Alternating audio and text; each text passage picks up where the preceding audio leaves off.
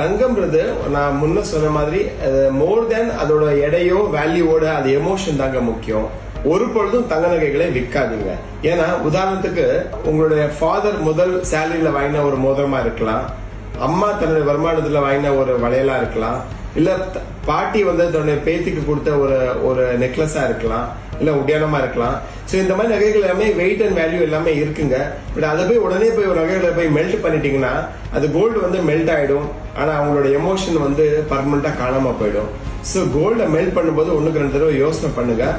உங்களுக்கு முக்கியமா அவசியமா தேவை இருக்கும் போது கோல்ட மெல்ட் பண்ணி நீங்க பணத்தை எடுத்து அந்த பணத்தை யூஸ் பண்ணுங்க. தவிர சின்ன சின்ன அதாவது தேவையில்லாத செலவுகளுக்கு தங்க நகைகளை வித்துட்டு பணத்தை வீண் பண்ணாதீங்க.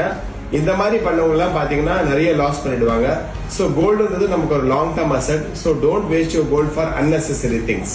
மக்களே, உங்க வீட்டுல இருக்க சேஃப்ல இருக்க நகைகள்ல சென்டிமெண்டா உங்களுக்கு அட்டாச்மெண்ட் உள்ள நகைகள் எதுன்னு நீங்க கமெண்ட் பாக்ஸ்ல சொல்லுங்க.